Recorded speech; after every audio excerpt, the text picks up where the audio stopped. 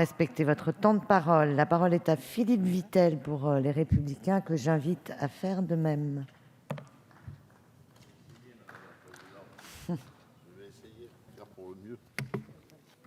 Madame la présidente, monsieur le ministre, madame le rapporteur, mes chers collègues, nous voici réunis pour discuter du projet de loi de finances de la sécurité sociale 2016. PLFSS court par son texte, mais que vous proclamez ambitieux en matière d'économie. En effet, les dépenses de santé sont proprement cadenassées. Ramener à l'équilibre la branche retraite, grandement aidée d'ailleurs dans cet objectif par la très bonne réforme que nous avions réalisée avec Éric Woerth en 2010 et qui devrait rapporter 5,1 milliards d'euros cette année. Espérer faire redescendre le déficit global sous les 10 milliards pourrait sembler au premier regard ambitieux si cela s'appuyait sur de véritables réformes structurelles, mais une fois de plus, celles-ci ne sont pas au rendez-vous. L'efficience des dépenses hospitalières ne s'appuie, elle, sur aucune réforme crédible, puisqu'il faudra encore attendre plusieurs mois la très décriée loi de santé pour espérer de véritables restructurations grâce au groupement hospitalier de territoire, quand bien même les ARS garantiraient les équilibres entre le public et le privé.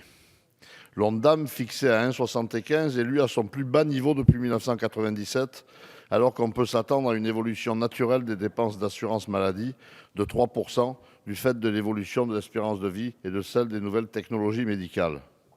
Donc rien de nouveau et rien de positif sous le soleil. Mais c'est sur la politique de la famille que je voudrais m'attarder ce soir.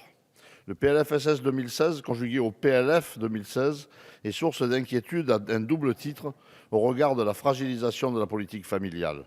Il y a certes d'un côté la baisse de la part des recettes assises sur les salaires, mais aussi la diminution du périmètre d'intervention de la branche famille du côté des dépenses. Au niveau des recettes de la branche famille, 2016 verra l'application de la deuxième étape du pacte de responsabilité et de solidarité. La baisse de cotisation employeur-famille s'appliquera pour tous les salaires inférieurs à 3,5 SMIC, soit à 90% des salariés.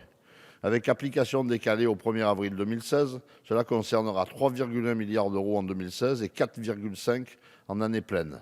Comme en 2015, cette perte de recettes sera compensée par un transfert de charges de la branche famille à l'État. C'est la loi de finances qui organisera ce transfert et il est envisagé de transférer à l'État le financement de l'aide au logement familial, prestation par nature familiale financée par la branche. Nous nous étonnons de ce choix. D'une part, le logement est bien une charge pour la famille, compensée par une prestation affectée à cet effet. Intégrer cette prestation familiale dans un bloc aide au logement à la main de l'État ouvre le risque d'un amoindrissement de cette dimension familiale au profit de dimensions plus redistributives et sociales. À l'heure des 70 ans de la sécurité sociale, il est important de rappeler que l'ALF existe depuis 1946 dans le périmètre de la branche famille pour des raisons d'intérêt familial évidents. D'autre part, d'autres transferts de dépenses de même ordre de grandeur étaient possibles sans remettre en cause le cœur du système des prestations familiales. À cet égard, on peut suggérer la prise en charge par l'État du financement des majorations de pensions pour enfants à charge, 4,5 milliards d'euros, ou la réaffectation de cette dépense au FSV, quitte à équilibrer cette mesure par un transfert de CSG de la CNAF au FSV. Cela me semble une bonne solution.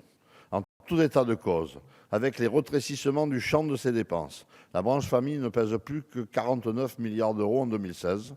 Conjugué avec le faible dynamisme des prestations familiales, doit-on alors considérer la branche famille comme étant en voie de marginalisation parmi les risques sociaux ? 2014 et 2015 ont été marqués par de nombreuses mesures d'économie infligées à la politique familiale. Malgré la compensation partielle que représente la revalorisation de l'ASF et le complément familial majoré, l'impact sur les familles, qui était de 1,33 milliard d'euros en 2014 et de 1,560 milliard en 2015, sera de 2,202 milliards d'euros en 2016. Et encore, ces chiffres ne tiennent pas compte de la fiscalisation des majorations de pension et la réforme du complément de libre choix d'activité. Voilà, mes chers collègues, quelques réflexions que m'inspire ce PLFSS. Au fil de l'examen des articles, nous aurons bien sûr l'occasion de dénoncer trop de mesures qui, faute d'un vrai courage réformateur, se contentent de chercher çà et là des boucs émissaires. Monsieur le ministre, écoutez la Cour des comptes de votre ami Monsieur Migaud, qui vous invite à mettre en œuvre sans tarder les réformes structurelles, seules à même d'infléchir durablement les dépenses. Je vous remercie de votre attention.